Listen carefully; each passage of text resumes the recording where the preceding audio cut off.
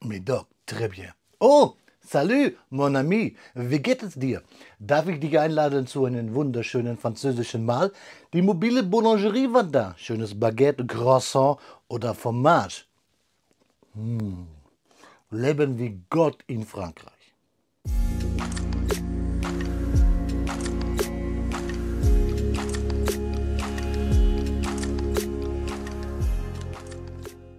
Bonjour, salut, je m'appelle Blockstar. Willkommen in der Knoppenklötzchenscheune. Wir sprechen heute natürlich nicht über das wunderbare, magnifique, très bien daherkommende französische Essen. Non, wir sprechen aujourd'hui über das Cobicet 24633, den Citroën Typ H. Einen Buchstabe, den wir Franzosen nicht so gut sprechen können. Ich glaube, ihr Deutschen sagt Typ H. Les Petites Boulangeries, die kleine fahrende Bäckerei, die solche Köstlichkeiten liefert. Und wir schauen uns das Set natürlich gleich nach meinem Mahl hier auf dem Bautisch an. Aber kleines Geheimnis, der kleine Herr, das bin ich in jungen Jahren. Ihr könnt mir vertrauen.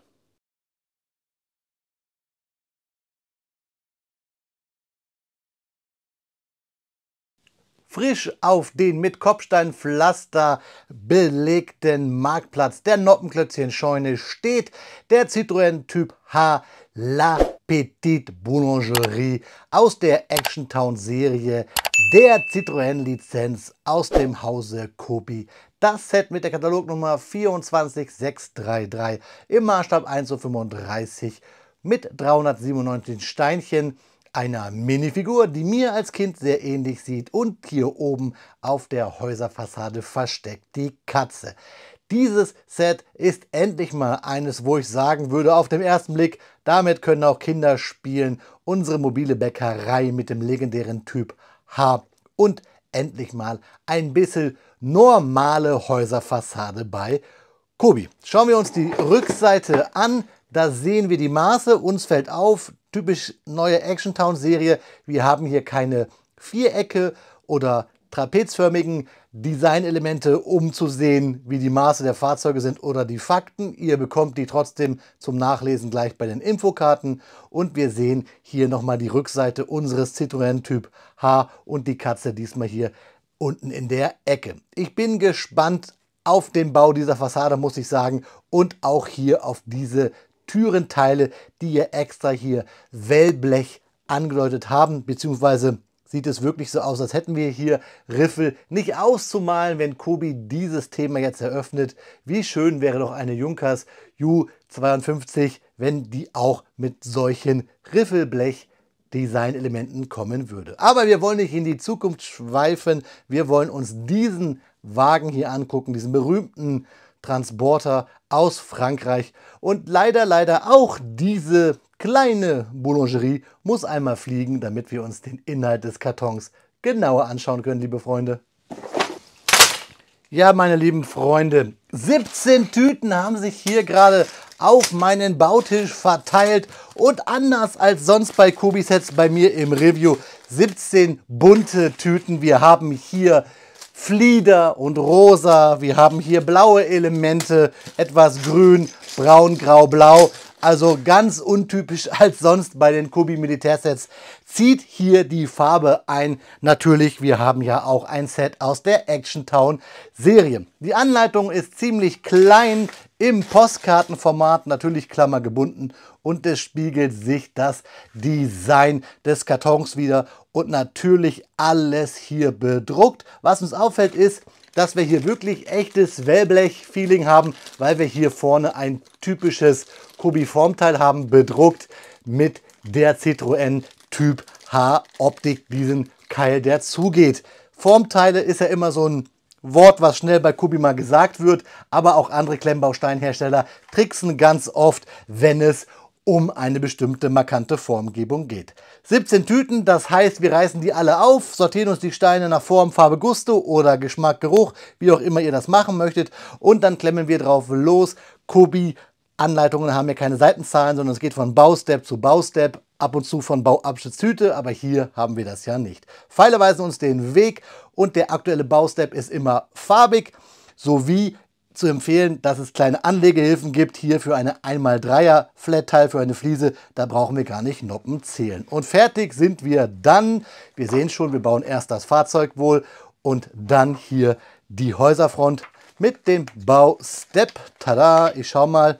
Oh, typisch französisch mit den Bausteps 67, wenn wir das letzte Croissant oder die 2 letzten Croissants, ne, 1 ist es, aus unserer kleinen Boulangerie fertig gemacht haben. Richtig fertig ist unsere Häuserfront hier auf den Bausteps 60 bis 62 und das Fahrzeug wird dann logischerweise etwas früher fertig hier beim Baustep 51, wenn wir die Klappe hinten zumachen. Auf den letzten Seiten dann sehen wir immer die Steine, die verbaut wurden.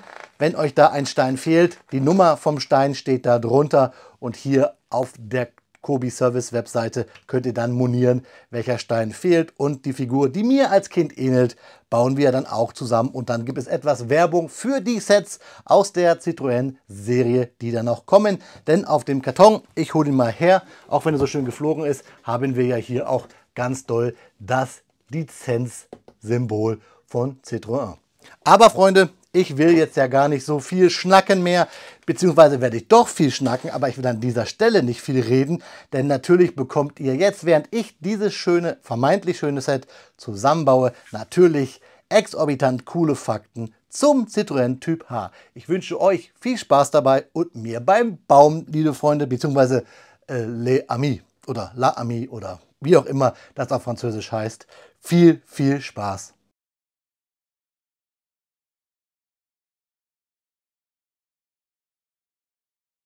Speedbildzeit ist Faktenzeit. Heute geht es um ein echtes Arbeitstier mit Kultstatus, das französische Straßen jahrzehntelang geprägt hat. Der Citroën Typ H. Dieses legendäre Nutzfahrzeug wurde von Citroën in der Zeit von 1947 bis 1981 gebaut. Ganze 34 Jahre lang rollte der Wellblechkasten vom Band, eine Seltenheit in der Automobilwelt. Doch was machte den Typ H so besonders? Beginnen wir mit der Zeit, in der er entstand. Nach dem Ende des Zweiten Weltkrieges lag Europa in Trümmern. Der Wiederaufbau hatte höchste Priorität. Frankreich brauchte dringend robuste und vielseitige Nutzfahrzeuge und Citroën lieferte genau das. Inspiriert von der Vorkriegsstudie TUB entstand ein Transporter, der einfach konstruiert, leicht zu reparieren und universell einsetzbar war. Der Typ H war das erste französische Nutzfahrzeug in Großserie mit Frontantrieb. Damit ermöglichte Citroën eine völlig neue Architektur. Die Ladefläche war durchgängig flach und es gab keine störende Kardanwelle wie bei heckgetriebenen Fahrzeugen. Auch das Ein- und Ausladen wurde durch die niedrige Einstiegshöhe erheblich erleichtert. Optisch war der Typ H nicht zu übersehen. Seine markante Wellblechkarosserie, ursprünglich von der Flugzeugtechnik inspiriert, hatte nicht nur Wiedererkennungswert, sondern sorgte auch für hohe Stabilität bei gleichzeitig niedrigem Gewicht. Diese Bauweise war funktional, langlebig und geradezu prädestiniert für harte Arbeitseinsätze, ob in der Stadt oder auf dem Land. Die Basisversion war mit einem 4-Zylinder-Benzinmotor ausgestattet, der aus dem Citroën Traction Avant stammte. Anfangs leistete der Motor rund 30 PS, später gab es stärkere Varianten mit bis zu 62 PS. Auch Dieselmotoren kamen im Laufe der Jahre zum Einsatz. Die Kraft wurde über ein manuelles Vierganggetriebe an die Vorderräder übertragen. Die Höchstgeschwindigkeit variierte je nach Motorisierung und Beladung, lag aber meist zwischen 80 und 100 Stundenkilometern, völlig ausreichend für den vorgesehenen Einsatzbereich. Der Citroën Typ H wurde in zahllosen Ausführungen und Sonderaufbauten angeboten. Kastenwagen, Pritschenwagen, Kleinbus, Krankenwagen, Pferdetransporter, Wohnmobil oder Verkaufswagen, beinahe alles war möglich. Dank der modularen Konstruktion war es einfach, verschiedene Radstände, Dachhöhen und Türausführungen zu kombinieren. Für viele Handwerksbetriebe, Kommunen und Einsatzorganisationen war der Typ H jahrzehntelang unersetzlich. Insgesamt wurden ca. 416.781 Exemplare produziert. Diese Fahrzeuge wurden hauptsächlich in Frankreich, aber auch in Belgien und den Niederlanden gefertigt. Der Großteil davon blieb im westeuropäischen Raum im Einsatz, aber einige Modelle fanden ihren Weg auch nach Nordafrika und in andere französischsprachige Länder. Die Alltagstauglichkeit des Typ H war legendär. Man konnte ihn leicht be- und entladen. Die Wartung war einfach und Ersatzteile waren lange verfügbar. Dazu kam die enorme Anpassungsfähigkeit, was auch erklärt, warum der Typ H bis heute in verschiedensten Formen überlebt hat. In den letzten Jahren hat sich der Typ H zu einem regelrechten Kultobjekt entwickelt, besonders als stylischer Foodtruck oder mobiler Coffeeshop. Kaum ein Oldtimer-Treffen oder Streetfood-Festival kommt ohne mindestens einen dieser rollenden Klassiker aus. Kurios, trotz seines eher rustikalen Aussehens galt der Typ H als ein durchdachtes Fahrzeug. Viele technische Details waren ihrer Zeit voraus. So war die Karosserie selbsttragend, also ein sogenanntes Monocoque, was bei Nutzfahrzeugen dieser Ära äußerst ungewöhnlich war. Auch die großzügig dimensionierten Türen, die praktische Schiebetür an der Seite und die hervorragende Übersicht aus dem Fahrerhaus machten das Fahrzeug bei seinen Besitzern beliebt. Einige Versionen hatten ein besonders hohes Dach, andere wurden speziell für Märkte oder als mobile Werkstatt konzipiert. Es gab sogar Typ H-Modelle mit Kühlaggregaten für den Lebensmitteltransport.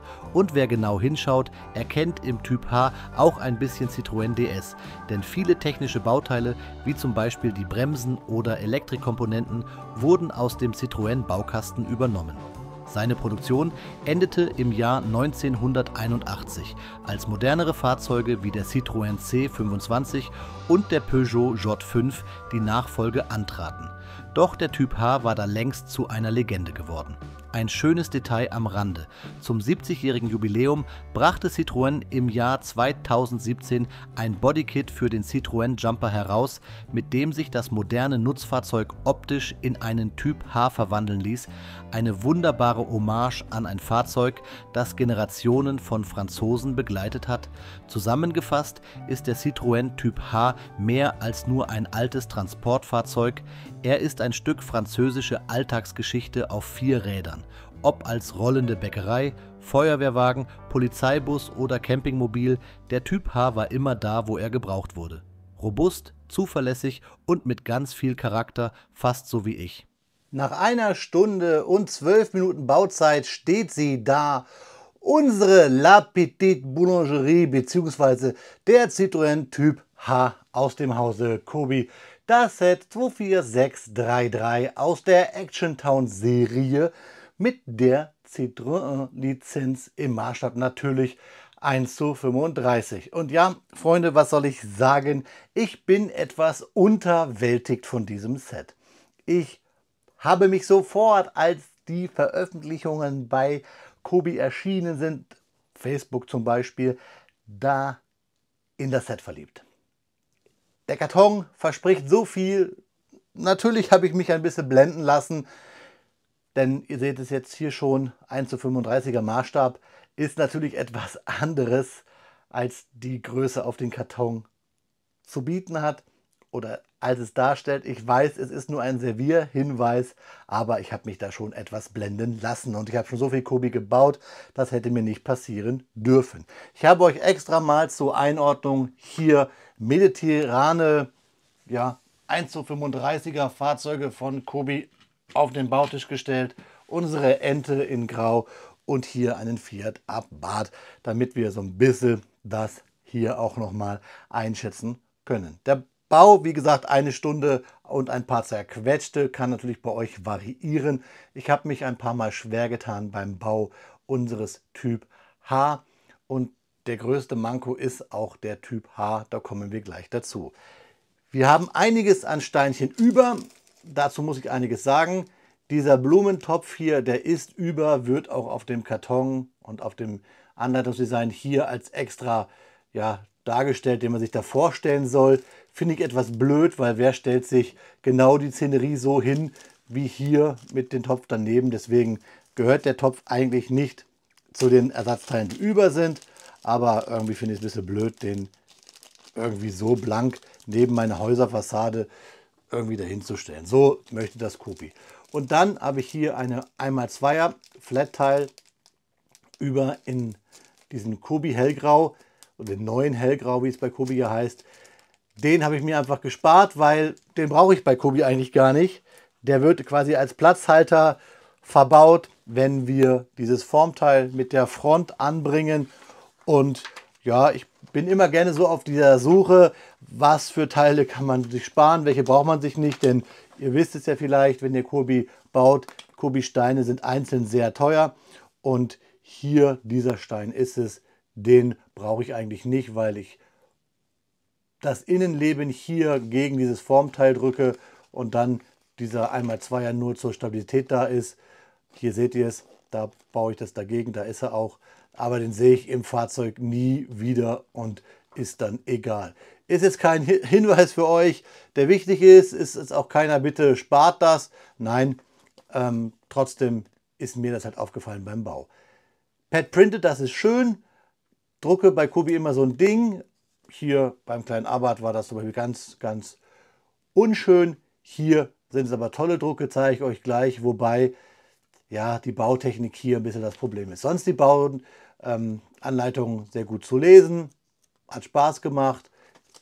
Mit den Blumen hier habe ich nur ein Problem, dass ich sie gar nicht, die Blumentöpfe, so anbringen kann wie hier gewünscht, weil diese Blumen hier höher sind als das Fensterbrett, das seht ihr gleich, und ich somit diese Blume immer nach vorne drücken würde, deswegen habe ich sie gleich anders aufgebaut.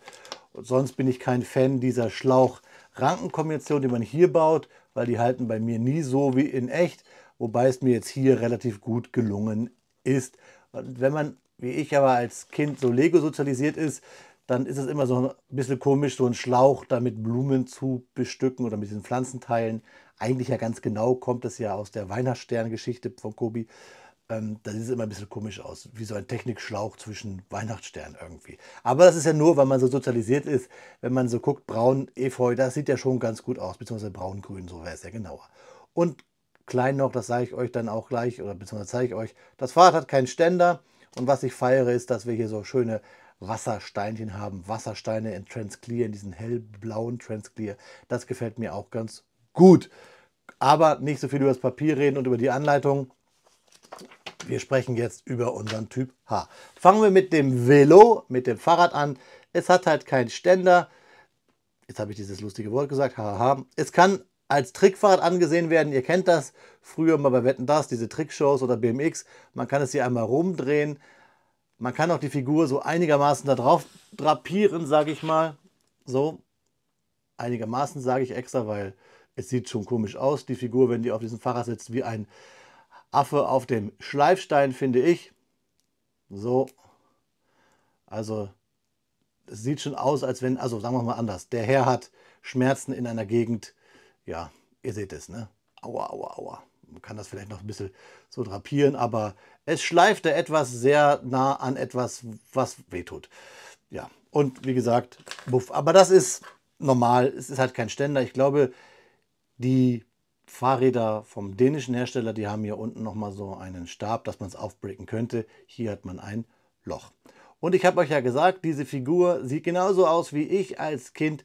Ist natürlich gelogen, ich habe keine blauen Augen vielmehr, ich habe grün-graue Augen und ich habe auch keine hellbraunen Haare, ich habe dunkelbraune Haare. Aber sonst stimmt es, denn ich bin als Kind immer in Frankreich, wir haben fast nur in Frankreich Urlaub gemacht, an der Atlantikküste, und da bin ich immer zu der Boulangerie gefahren und habe Baguette geholt morgens und Tomaten. Deswegen ist das Einzige, was ich auf Französisch auch kann, un kilo pomme de terre, s'il vous plaît. Da weiß ich, das wird verstanden. Ja, also das so viel zum Fahrrad und zur Figur, aber zur Ehrenrettung machen wir es wie immer bei meinen Reviews. Wir packen den Herrn oder den Jungen einmal ab und stellen es gegenüber gegen das Bild. Wir haben hier einen blauen Hoodie, wir haben Sommersprossen, guckt verschmitzt daher und eine graue Hose und braune Halbschuhe. Weiße Sneakers wären cool, aber hey, das ist jetzt nur auf hohem Niveau gemeckert. Schauen wir uns die Szenerie an, weil das ist eigentlich schon cool, bis auf das, was ich gerade gesagt habe, dieses Herumgestelle, weil hier ist natürlich nichts festgenoppt. Das Schild ist cool, es ist auch schön gebaut. Wir sehen hier Croissant, wir sehen Baguette, wir sehen Antipasti und so weiter.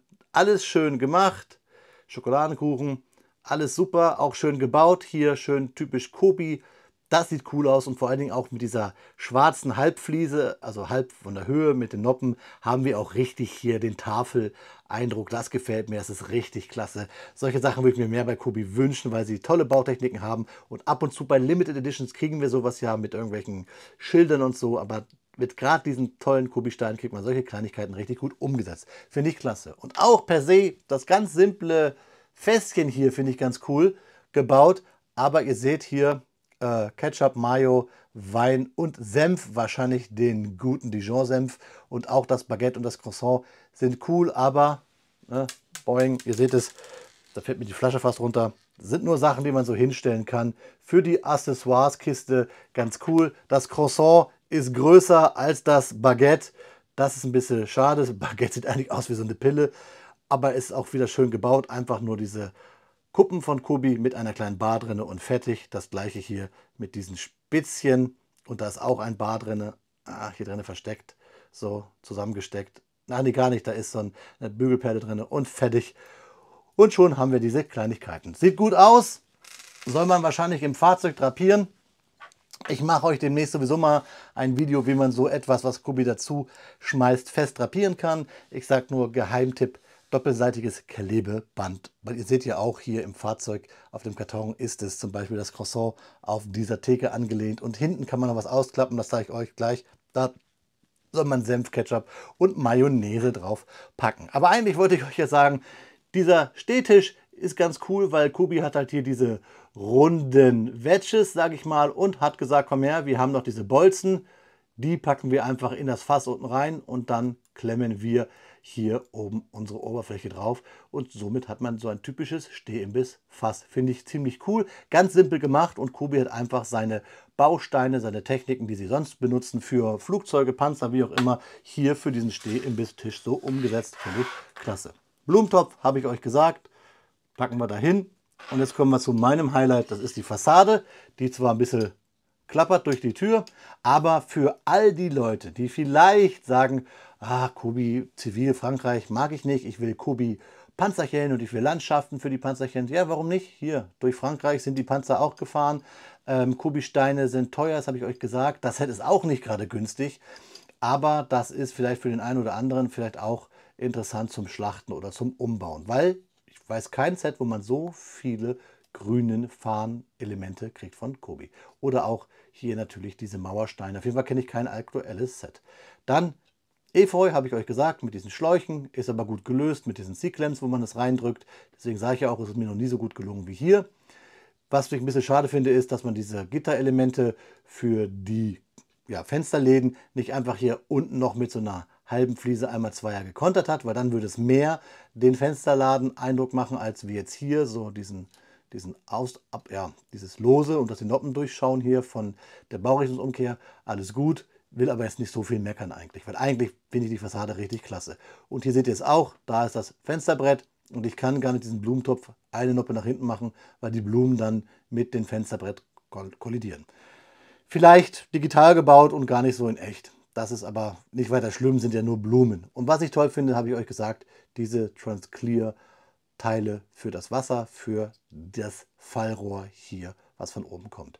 Also ziemlich schön, ziemlich klein, ziemlich niedlich, diese tolle Fassade. Und wäre doch mal schön, wenn wir so ein ganzes Haus kriegen würden aus Kobi-Stein. Das wäre der Hammer. Dafür wäre ich auf jeden Fall mindestens genau das bereit zu bezahlen wie für eine große Panzer Limited Edition. Kommen wir aber jetzt zu dem Fahrzeug, das ich eigentlich ziemlich cool finde, aber eigentlich auch ziemlich blöd. Cool ist natürlich die Wellblickoptik hier in diesem Formteil. Es ist ein Formteil, das trotzdem clever designt ist, weil wir haben hier oben Aufnahmen für diese Kobi Rückspiegelteile. Wir haben Aufnahmen für hier Blinker und so weiter. Wir haben auch da runde Bolzen, die wir jetzt hier reindrücken. Wir haben tolle Drucke. Also das sieht wirklich cool aus, aber natürlich haben wir nicht die Möglichkeit, die Türen aufzumachen. Aber hier hinten Drucke für Fenster. Ich finde ein bisschen auch, dass das Grau hier ein bisschen farbtreumäßig nicht ganz gleich ist. Wir haben hier oben Drucke, Citroën Typ H, 1981, ein toller Jahrgang, da schließt sich der Kreis wieder, denn das Jahr ist das Jahr, wo ich geboren wurde, deswegen auch dieser Hint mit der Figur. Also wir können die Klappe hier aufmachen. Ich finde, wie gesagt, das Grau weicht ein bisschen ab von den restlichen Steinen. Wir können es dann nach oben klappen, haben hier auch die Drucke, Wellblech und hier Spiegel, Blinker, Bremslicht. Wir können es dann hier so aufklappen und holen dann hier so diese Theke raus, die dann ja hier mit diesen Mayo, Ketchup, Senfgedöns befüllt werden kann. Dann haben wir hier etwas zum Ausklappen, da scheinen dann die Noppen durch, das ist bautechnisch bedingt natürlich. Und dann haben wir hier auch wieder diese Halbfliesen, die bedruckt sind, die wir dann mit dem Finger von hinten auch nach oben drücken können und haben dann hier das andere Dach von unserer kleinen Boulangerie. Hier muss man aufpassen, da es nur an einer Noppe hängt, links wie rechts dieses Fliesenteil, kann es sein, dass dieser Druck schief wirkt. Man muss es halt genau ausrichten, dann wirkt es gerade. Schade ist halt, und deswegen sage ich unterwältigt, dass halt innen drinne hier nichts los ist. Man hat sogar einen Stein, der ja in der Luft schwebt so ein bisschen. Man hat da hinten, sieht man noch Noppen, hier sieht man Noppen. Da wird nichts überbaut, da hat man nicht gesagt, komm her, wir machen nochmal hier einmal zweier braun hoch als Ablage innen drinne oder sowas. Da ist nichts, deswegen bin ich unterwältigt. Und auch hier oben, die Dachkonstruktion mit diesen ganzen Slopes hier, ist nicht dolle unterfüttert. Man muss beim Zusammensetzen echt aufpassen, dass man hier alles genau trifft, sonst drückt man das ganze Fahrzeug auseinander und das zerfällt in 1000 Teile. Das gefällt mir nicht. Da hätte Kobi ruhig für den Preis, finde ich, mehr wenigstens hier Konterfliesen reinpacken können. Die Stoßstange ist ganz cool, die Räder auch mit den Abdeckungen finde ich ganz cool. Und optisch sieht das Fahrzeug schon toll aus, aber irgendwie, wie gesagt, dass wir hier so viele Noppen sehen, dass wir hier hinten das Dach so etwas leicht fragil haben, gefällt mir nicht. Und dann will ich euch nochmal zeigen, trotzdem hier drinnen, da, ich muss es so auseinandernehmen, sehen wir hier, wir haben Lenkrad, wir haben Rückbank im Braun, wir haben auch das Armaturenbrett im Braun, aber ja, man kann es eh nicht nutzen, da wir hier ein Formteil haben. Wahrscheinlich wäre es zu kompliziert gewesen, das Ganze hier auch mit Türen zu versehen, das weiß ich nicht, da bin ich kein Kobi-Ingenieur.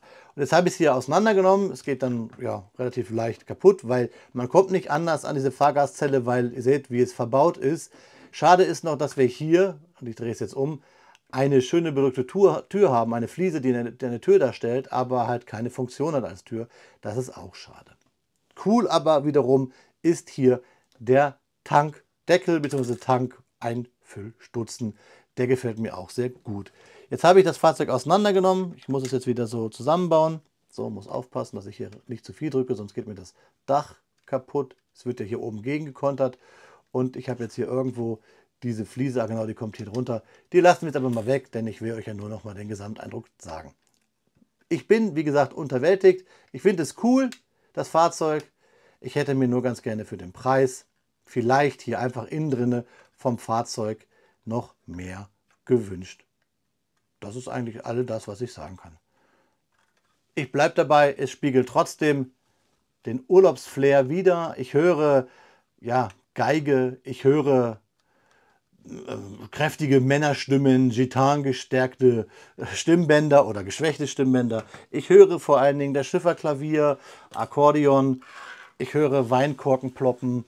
Ich fühle Frankreich, aber das Fahrzeug bautechnisch Kobi-mäßig hätte ich mir mehr erwartet. Vielleicht kommt da noch mehr, vielleicht bin ich da etwas zu sehr von meinen Erwartungen getrieben worden. Ja, das Gute ist, ihr kriegt jetzt gleich Detailbilder, dann könnt ihr euch selber nochmal einen Eindruck von diesem Set machen, unabhängig jetzt von meinen Emotionen.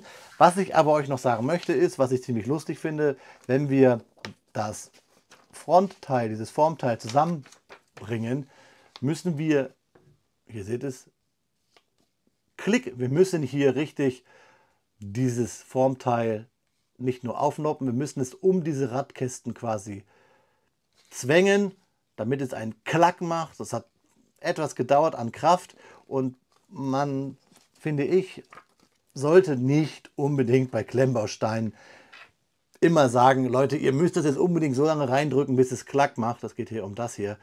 Da habe ich halt Bauchschmerzen. Ich möchte meine Klemmbausteine nicht prügeln. Deswegen ist das vielleicht nicht anders machbar, aber ja, ich bin nicht glücklich, wenn ich viel Kraft anwenden muss, um etwas in eine Form zu pressen, damit es funktioniert. Das nur so mal als Gedankengang, vielleicht Kobi, vielleicht könnt ihr dieses Formteil noch mal überarbeiten. Das ist schon in den Brunnen gefallen, das Kind. Es ist auch nicht wirklich etwas, wo ich das ganze Set jetzt verteufeln würde, ist nur meine persönliche Meinung. Es geht ja, ihr seht es ja, es steht ja da, alles gut. Und vielleicht seht ihr das ja auch anders. Das dürft ihr mir gerne in die Kommentare schreiben. Also ich sage oh la la, wie man im Französischen sagt. Und das kann ja auch alles bedeuten. Deswegen euch jetzt ans Herz gelegt, die Detailbilder. Und dann schauen wir uns zum Abschluss in die Augen, liebe Freunde. Hallo Freunde, wie versprochen bekommt ihr nun Detailbilder, damit ihr euch selber einen Eindruck vom gebauten Kobi-Set machen könnt. Ein paar Fakten möchte ich euch aber noch geben. Lasst uns über das Thema Baguette reden. Das Baguette, wohl eines der bekanntesten Symbole französischer Esskultur, ist mehr als nur ein langes Weißbrot. Der Name selbst bedeutet übersetzt Stöckchen oder Stab und verweist auf die typische schlanke Form. Ein klassisches Baguette ist etwa 65 cm lang, wiegt 250 Gramm und hat eine knusprige goldbraune Kruste mit einer weichen, luftigen Krume im Inneren. Die Ursprünge des Baguette reichen vermutlich bis ins 19. Jahrhundert zurück. Um das Jahr 1890 erlaubte ein neues Gesetz französischen Bäckern früher zu öffnen. Dies führte dazu, dass ein schnell backbares Brot benötigt wurde. Geboren war das Baguette, dessen Teig weniger Gärzeit benötigt und bei hoher Temperatur in kurzer Zeit knusprig gebacken werden kann. Ein gutes Baguette besteht aus nur 4 Zutaten: Mehl, Wasser, Salz und Hefe. Keine Zusatzstoffe, keine Tricks und doch braucht es viel Erfahrung, damit die Kruste beim Abkühlen herrlich knackt. In Frankreich ist das Baguette so wichtig, dass es im Jahr 2022 von der UNESCO als immaterielles Kulturerbe anerkannt wurde. In Frankreich werden jährlich etwa 10 Milliarden Baguettes konsumiert. Das entspricht rund 30 Millionen Baguettes pro Tag. Diese Zahlen verdeutlichen die zentrale Rolle des Baguettes in der französischen Esskultur. Trotz des anhaltenden Konsums ist ein Rückgang im Vergleich zu früheren Jahrzehnten zu verzeichnen. Während ein Franzose heute durchschnittlich etwa ein halbes Baguette pro Tag verzehrt, waren es vor einem Jahrhundert noch etwa 3,5 Brote pro Person. Ob zum Frühstück mit Butter und Marmelade, als Sandwich mit Schinken und Käse oder einfach pur, ein Baguette passt immer. Und das Beste, es schmeckt am besten frisch, direkt aus dem Ofen, am besten noch leicht warm. Also beim nächsten Mal, wenn ihr an einem französischen Bäcker vorbeikommt, nehmt euch ein Baguette mit, esst es mit Genuss und denkt dabei an die lange Geschichte, die in jedem Bissen steckt. Oui, mon ami, da ist das Video zu Ende, genau wie das Faken eines französischen Akzents. Ich kann es eh nicht. Ich hoffe, das Video hat euch bis hierhin gefallen. Der Teller ist leer und so leer waren leider auch die Augen meiner Katze Murks, als sie gemerkt hat, dass ich im Review euch gar nicht die kleine Kobi-Katze gezeigt habe. Und damit ich nicht noch einen Wollknäuel vors Bett gekotzt bekomme oder den Rücken zerkratzt, zeige ich euch jetzt hier noch mal einmal ganz kurz die kleine Katze von Kobi, damit meine Katze Murks auch mich wieder lieb hat. Gut, hat sie eh, spätestens wenn sie wieder Hunger hat und ich eine Dose öffnen muss. Und Dose passt ja auch ganz gut zu diesem französischen Auto, was ja wie eine Blechdose so daherkommt von der Wellblechoptik. Hier ja leider nicht. Ich habe es euch gesagt, unterwältigend. Man kann auch sagen, so öde und leer wie jetzt der Teller. So ist das Innenleben. Schade, dass Kobi hier keinen Franzosen hier noch mit beigepackt hat, der aus der La Petite Boulangerie heraus bedient. Nein, wir haben den Herrn hier bekommen, der sich seine primären Geschlechtsorgane an der Stange hier poliert, sage ich mal, und der auch leider auf seinem Velo nicht gut fahren kann. Das Fahrrad steht sowieso nicht und fahren auch nicht. Gut. Egal, es ist ein nice Set, ich habe es euch gesagt, ich habe vielleicht mehr hineininterpretiert, als es am Ende war, aber ihr dürft das natürlich für euch selber entscheiden. Wie französischer Wein, der eine mag ihn, der andere nimmt ihn nur zum Kochen, der andere macht einen großen Bogen drum. So ist es, Geschmäcker sind verschieden. Optisch finde ich es cool und dann kommt bei mir das, aber trotzdem das Urlaubsfeeling, was dieses Set, finde ich, versprüht, wenn man frankophil ist, so wie ich, das macht es dann doch wieder wert. Und wenn einem diese 55 € auch nicht wehtun. Schreibt mir aber eure Meinung bitte unten in die Kommentare. Ich habe mich endlich mal wieder für euch verkleidet, auch wenn das hier gar kein französisches Hemd ist, sondern ein russisches Armee-T-Shirt. ist geschenkt. Hauptsache, ihr hattet Spaß. In diesem Sinne, Freunde, ja, ein Auto, ein Fahrrad, eine Hausruine und eine Katze. Ich wünsche euch trotzdem, weil es ja eine mobile Boulangerie ist, eine gute Fahrt. Auf Wiederbauen und Salü und au revoir, euer Freund, der Blockstar. Ja, Katze ist ja gut, es tut mir leid. Tschö. Oder halt, in Französisch heißt es Fin.